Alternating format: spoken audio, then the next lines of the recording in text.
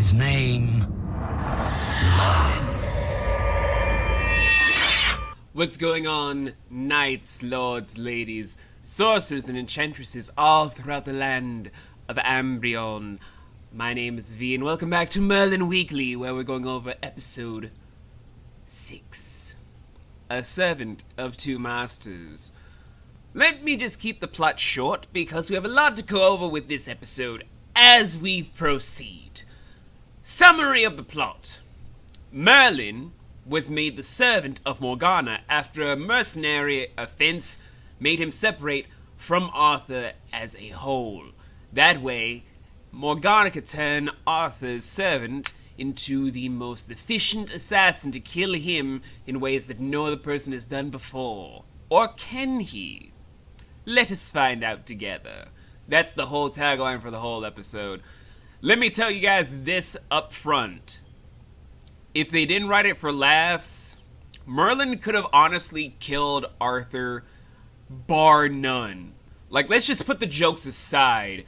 Merlin as an assassin, to us as the audience, if we're to erase all of the comical elements that they could put in with this episode, is the most terrifying idea they could ever put into the show. I'll go into the other facets of it, but let me just point out to this for everyone else that doesn't get it. Merlin has fought numerous magical beings, powerful sorcerers and sorceresses throughout the entire run of his series. He's destined to do even greater feats, and he's also a dragon lord, which means he can control dragons, wyverns, whatever beast and prey under the Dracone bloodlines. There is no small feat that he cannot crush with the great power that he holds. And if he were to choose to do so, he could have eradicated Arthur in this episode, no holds barred, no ifs, ands, or maybes. That is an exactly terrifying notion that many fans know could go so dark if this was not played up for laughs.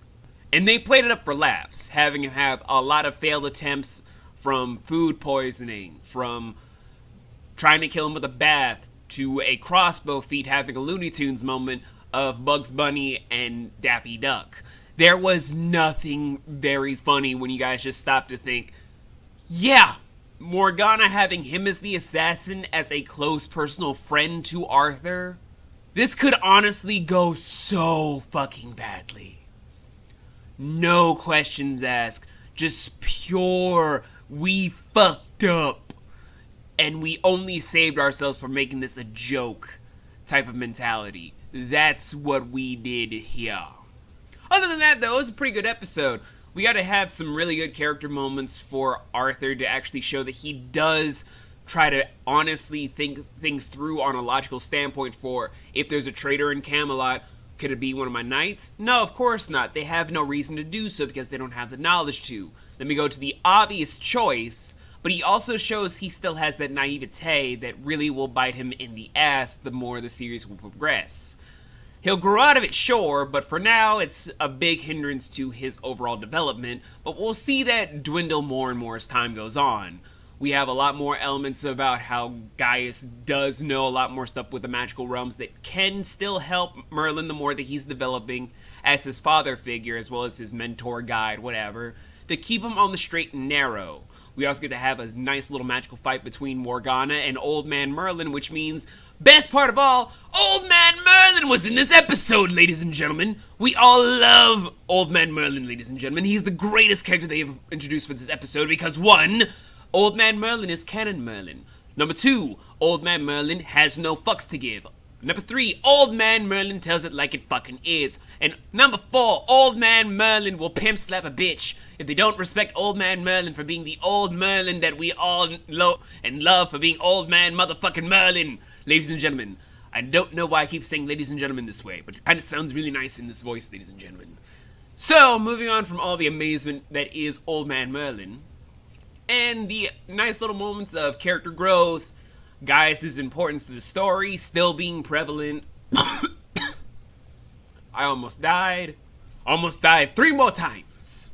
We also get to see exactly to what strong degree a poison can take someone's character that is not a side character, but an important one. We've had these sort of notions before where it was for laughs, or for comeuppance, or for just, we gotta have these people fall in love for no good reason.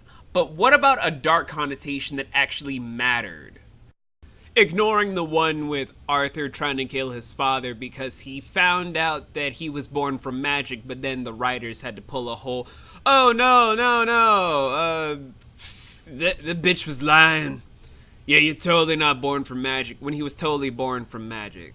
You know, not counting one of those, but something that actually tried to, stick, because it actually showed how dangerous it was to leave it unchecked. That kind of thing. With the goblin, with Geist, it was kind of played for greed and just being mischievous. But we've never seen that whole lust for darkness and decay and ravaging of the mortal coil to be ripped apart before. We've only seen that from villains, but never from an important character that we actually grew to love and actually know and dread how bad this can go.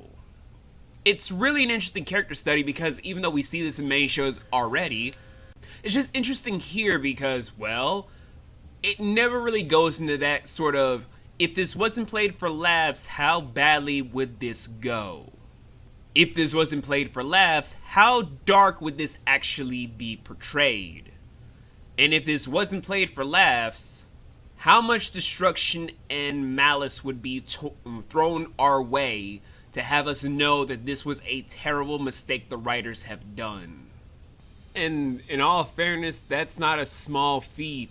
That is honestly very commendable. So, good job, Merlin writers. You made me forget about the first 3 episodes of this season. You did good so far. Let's see if you guys can keep that up in the next episode. So I'll see you guys next week.